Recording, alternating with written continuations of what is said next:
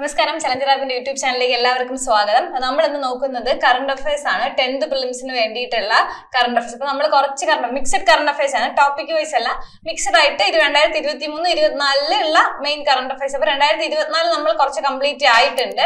2023 ഒരു പകുതിയോളം, ഒരു 15% കംപ്ലീറ്റ് ആയിട്ടുണ്ട്. ബാക്കി 2023-ലെയാണ് നമ്മൾ നോക്കുന്നത്. 2023-24 നോക്കിയിട്ട് പോവുക. അപ്പൊ 24 നമ്മൾ കുറച്ച് കംപ്ലീറ്റ് ആക്കിയിട്ടുണ്ട്. പിന്നെ ബാക്കിയുള്ളത് മന്ത്ലി കറണ്ട് അഫയേഴ്സ് ആയിട്ട് ഇടുന്നുണ്ട്. പിന്നെയുള്ളത് ബാക്കി 2023-ലെ കറണ്ട് അഫയേഴ്സ് ആണ്, മിക്സഡ് കറണ്ട് അഫയേഴ്സ് ആണ്. എന്താണോ ഇമ്പോർട്ടന്റ് ആയിട്ടുള്ളത് അത് മാത്രമായിട്ടാണ് നമ്മൾ നോക്കുന്നത്. അപ്പൊ നമ്മുടെ ചാനൽ ഇതുവരെയും സബ്സ്ക്രൈബ് ചെയ്യാത്തവരുണ്ടെങ്കിൽ ചാനലിലൂടെ ഒന്ന് സബ്സ്ക്രൈബ് ചെയ്യാം കേട്ടോ.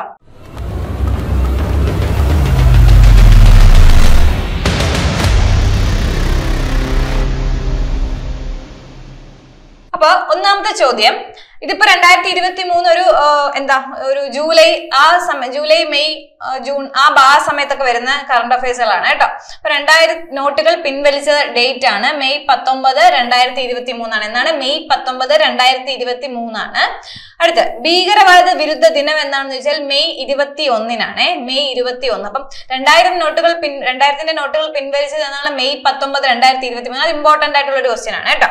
അടുത്ത് പുതിയ പാർലമെന്റ് മന്ദിരത്തിന്റെ ഉദ്ഘാടനത്തോടനുബന്ധിച്ച് എത്ര രൂപയുടെ നാണയമാണ് കേന്ദ്ര സർക്കാർ പുറത്തിറങ്ങുന്നത്? എത്ര രൂപയുടെയാണ്? 75 രൂപയുടെ നാണയമാണ് കേന്ദ്ര സർക്കാർ പുറത്തിറങ്ങുന്നത്. എന്തുകൊണ്ട്?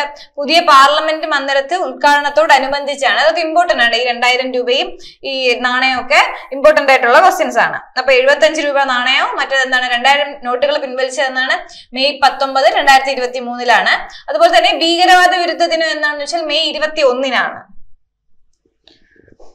അടുത്ത് നീതി ആയോഗിന് സമാനമായി എല്ലാ സംസ്ഥാനങ്ങളിലും നിലവിൽ വരാൻ പോകുന്ന സംവിധാനം, അതായത് നീതി ആയോഗിന് സമാനമായിട്ട് എല്ലാ സ്റ്റേറ്റ്സിലും വരാൻ പോകുന്ന സംവിധാനത്തിന്റെ പേരാണ് സ്റ്റേറ്റ് സപ്പോർട്ട് മിഷൻ. എന്താണ്?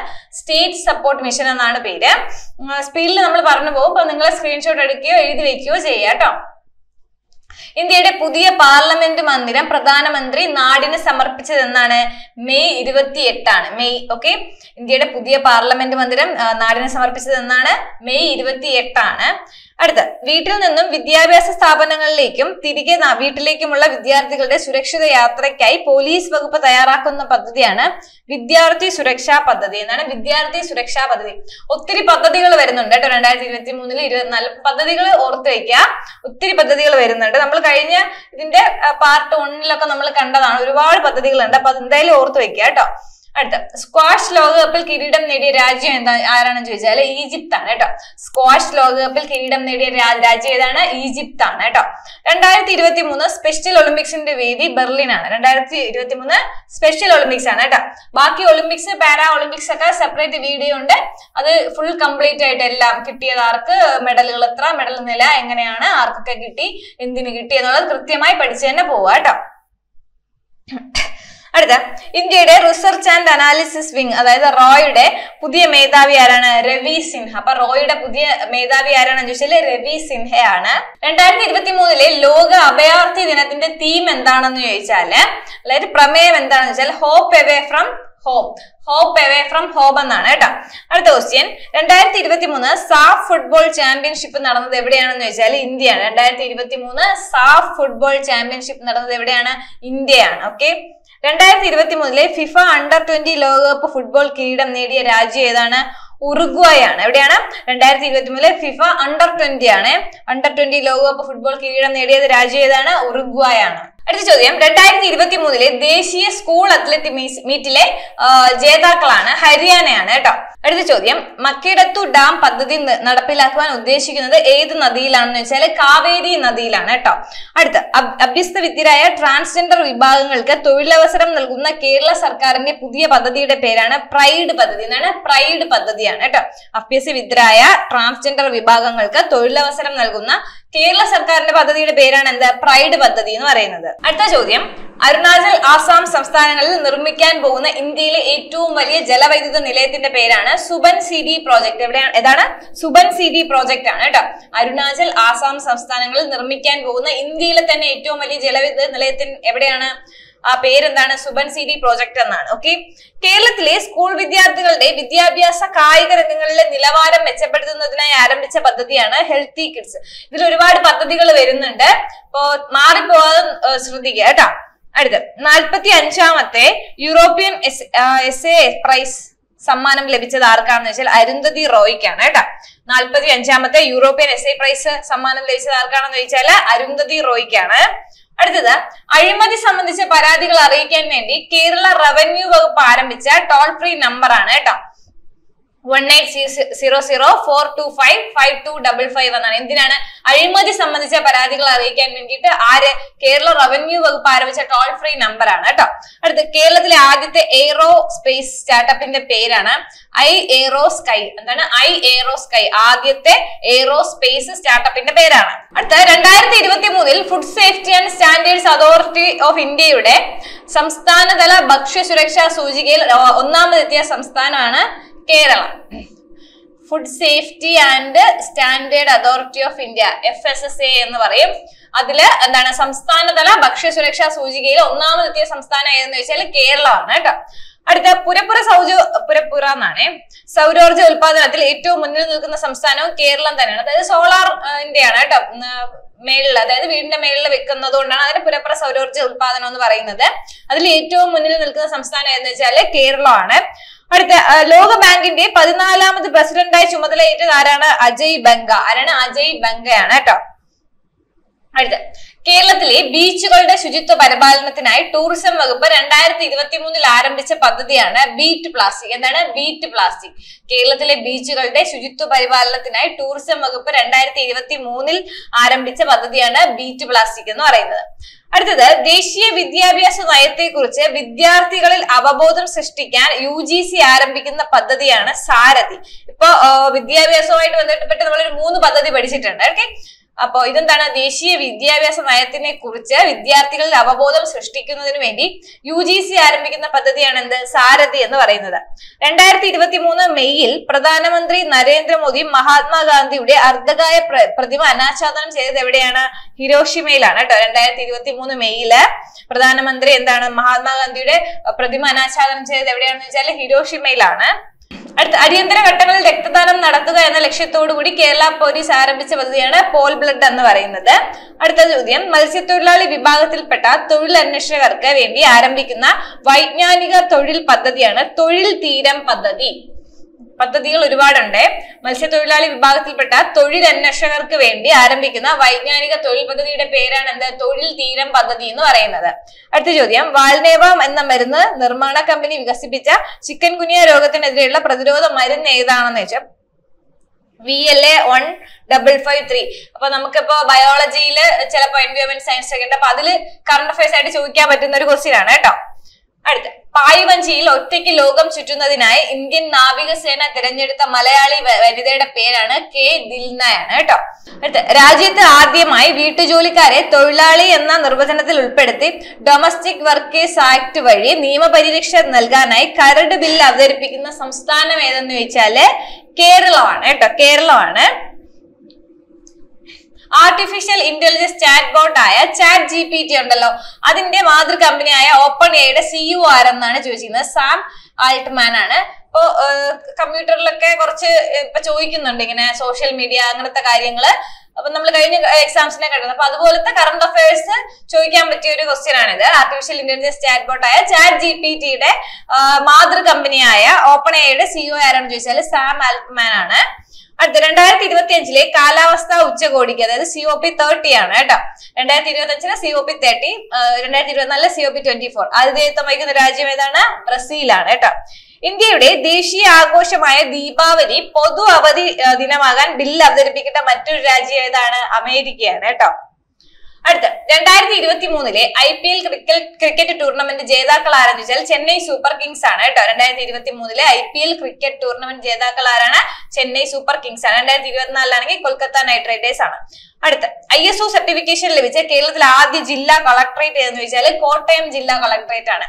ISO സർട്ടിഫിക്കറ്റ് ലഭിച്ച കേരളത്തിലെ ആദ്യ കളക്ടറേറ്റ് ആണ് ഇത്, കോട്ടയം കളക്ടറേറ്റ്. 2023 P. കേശവദേവ സാഹിത്യ പുരസ്കാരം ലഭിച്ചത് ആർക്കാണെന്ന് ചോദിച്ചാല് ഡോക്ടർ ദേശമംഗലം രാമകൃഷ്ണനാണ്. ഡോക്ടർ ദേശമംഗലം രാമകൃഷ്ണനാണ് ഏത് അവാർഡ് ലഭിച്ചത്? P. കേശവദേവിന്റെ സാഹിത്യ പുരസ്കാരം ലഭിച്ചത്.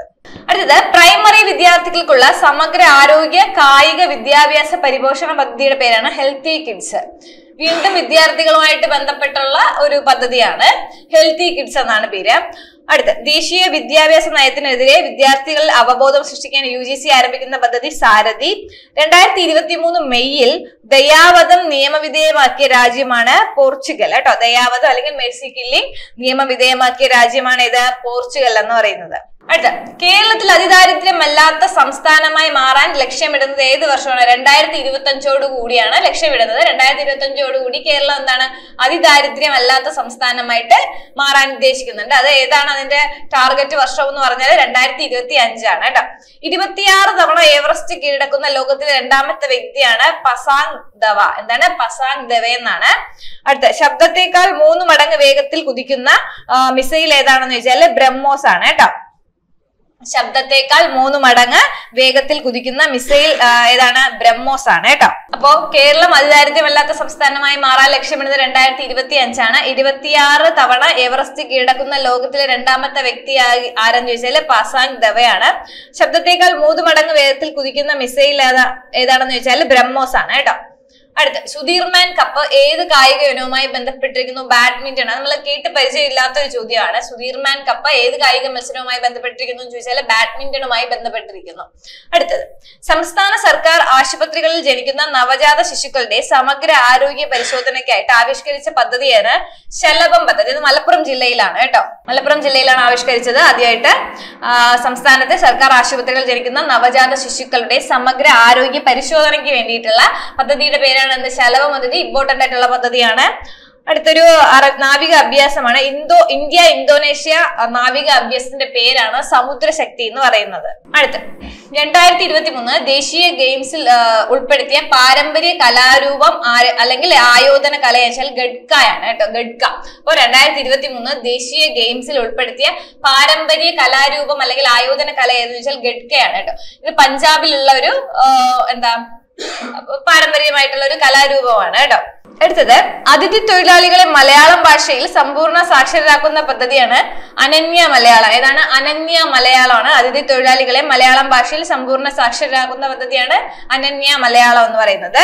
2023 49th G7 ഉച്ചകോടി നടന്നത് എവിടെയെന്ന് ചോദിച്ചാൽ ജപ്പാനാണ് കേട്ടോ.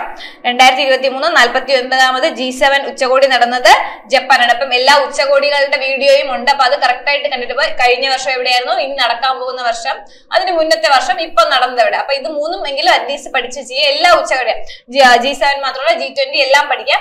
അതിന്റെ സെപ്പറേറ്റ് വീഡിയോ നിങ്ങൾക്ക് വീഡിയോ ചാനലിൽ നോക്കിയാൽ കിട്ടും. അത് നന്നായിട്ട് പഠിച്ചു വെച്ചേക്കുക കേട്ടോ. അടുത്ത ഒറ്റപ്പെട്ട മുതിർന്ന പൗരന്മാർക്കായിട്ടുള്ള ദേശീയ സുരക്ഷാ പദ്ധതി എൽഡർ ലൈൻ. എൽഡർ എന്ന വാക്കുണ്ട് അല്ലോ. അപ്പം മുതിർന്ന പൗരന്മാരാണ് മനസ്സിലാവും. ഒറ്റപ്പെട്ട മുതിർന്ന പൗരന്മാർക്കായിട്ടുള്ള ദേശീയ സുരക്ഷാ പദ്ധതി എൽഡർ ലൈൻ ആണ് കേട്ടോ. അടുത്തത് രാജ്യത്തെ ആദ്യത്തെ എലിവേറ്റഡ് ഹൈവേ നിലവിൽ വന്നത് എവിടെയാണ്? ഗുരുഗ്രാമിലാണ് കേട്ടോ. ആദ്യത്തെ എലിവേറ്റഡ് ഹൈവേ എവിടെയാണ് നിലവിൽ വന്നത്? ഗുരുഗ്രാമിലാണ് കേട്ടോ. 2023 മെയ്യിൽ രാജ്യത്തെ ഏറ്റവും വലിയ ലിഥിയം നിക്ഷേപം കണ്ടെത്തിയത് എവിടെയാണ്? രാജസ്ഥാനിലാണ്. 2023 മെയ്യിൽ രാജ്യത്തെ ഏറ്റവും വലിയ ലിഥിയം നിക്ഷേപം കണ്ടെത്തിയത് എവിടെയാണ്? രാജസ്ഥാനിലാണ് കേട്ടോ. അത് ഇമ്പോർട്ടന്റ് ആയിട്ടുള്ള ചോദ്യമാണ്. അടുത്തത് ഒരു വിയോഗമാണ്. 2023 മെയ്യിൽ അന്തരിച്ച കേന്ദ്ര സംഗീത നാടക അക്കാദമി അവാർഡ് ജേതാവായ PK ഗോവിന്ദൻ നമ്പ്യാർ ഏത് കലാരൂപവുമായി ബന്ധപ്പെട്ടിരിക്കുന്നു? കൂടിയാട്ടോമൻ. അത് ഇമ്പോർട്ടന്റ് ആയിട്ടുള്ള ക്വസ്റ്റ്യൻ ആണ്. വിയോഗത്തിന്റെ കൂടെ കലാസാഹിത്യത്തിൽ കൂടെ ചേർന്ന് വരുന്ന ക്വസ്റ്റ്യൻ ആണ് കേട്ടോ. അടുത്ത് താനൂർ ബോട്ടപകടത്തെ കുറിച്ച് അന്വേഷിക്കുന്ന കമ്മീഷന്റെ പേര്, commission chairman justice VK Mohanan. ആരാണ്? ജസ്റ്റിസ് VK മോഹനൻ ആണ് കേട്ടോ. അടുത്ത ലഹരി വിരുദ്ധ പോരാട്ടത്തിൽ അധ്യാപകരുടെ പങ്കാളിത്തം ഉറപ്പാക്കാനും ലഹരി ഉപയോഗത്തിലേക്ക് തിരിയുന്ന കുട്ടികളെ അതിൽ നിന്ന് തിരിച്ചു കരകയറ്റുന്നതിനുമായി എക്സൈസ് വകുപ്പ് ആരംഭിച്ച പദ്ധതിയാണ് നേർവഴി. അത് പേര് ഓർത്തു വെച്ചിരുന്നാൽ മതി. ലഹരി വിരുദ്ധത്തിൽ നിന്ന് പിന്തിരിപ്പിച്ച് നേരായ വഴിക്ക് നടത്തുന്നു. അതാണ് നേർവഴി എന്നുള്ള ഒരു പദ്ധതി. ഓക്കെ. രണ്ടാം പ്രസവത്തിൽ പെൺകുഞ്ഞു ജനിച്ചാൽ അമ്മയ്ക്ക് 6000 രൂപ നൽകുന്ന പദ്ധതിയാണ് പ്രധാനമന്ത്രി മാതൃവന്ദന യോജന. എന്താണ്? പ്രധാനമന്ത്രി മാതൃവന്ദന യോജനയാണ് കേട്ടോ. അപ്പൊ ഇമ്പോർട്ടന്റ് ആയിട്ടുള്ള കറണ്ട് അഫയേഴ്സ് ടോപ്പിക് ഇത്രയാണ്. തീർന്നിട്ടില്ല. ഇനി നമ്മൾ അടുത്ത ദിവസങ്ങളിൽ ബാക്കി കറണ്ട് അഫയേഴ്സ് ആയിട്ട് വരുന്നതായിരിക്കും. അപ്പൊ 2023ലെയും 2024ലെയും മിക്സഡ് കറണ്ട് അഫയേഴ്സ് ആണ് നോക്കുന്നത്. അപ്പൊ എന്താ ചെയ്യാ, നന്നായിട്ട് പഠിക്കുക. ഇമ്പോർട്ടന്റ് ആയിട്ടുള്ളത് എല്ലാം പഠിച്ചു. 2023, 2024 അറ്റ്ലീസ്റ്റ് പഠിച്ചു വെക്കുക. അപ്പൊ 2024 നമ്മൾ മന്ത്ലി കറണ്ട് അഫയേഴ്സ് ആയിട്ട് പോസ്റ്റ് ചെയ്തിട്ടുണ്ട്. ചെയ്തിട്ടുണ്ട്. അല്ലാതെയും കറണ്ട് അഫയേഴ്സ് പോസ്റ്റ് ചെയ്തിട്ടുണ്ട്. ഈ 10th പ്രിലിംസിന് വേണ്ടി മാത്രം ആയിട്ട് നിങ്ങൾ സെർച്ച് ചെയ്താൽ കിട്ടും, അല്ലെങ്കിൽ പ്ലേലിസ്റ്റ് ആയിട്ട് കൊടുത്തേക്കാം. ഇതിന് മുന്നേ ഉള്ള വീഡിയോസ് കണ്ടു നോക്കുക. ഇനി ഇത് കഴിഞ്ഞിട്ട് ഇത് കാണുക. പിന്നെ ഇനി കുറച്ച് വീഡിയോ 2023 കംപ്ലീറ്റ് ആകുമ്പോൾ കുറച്ചുകൂടെ ഉള്ളൂ കേട്ടോ. അപ്പൊ അതുകൂടെ കാണാം. നന്നായിട്ട് പഠിക്കുക. All the best. Thank you.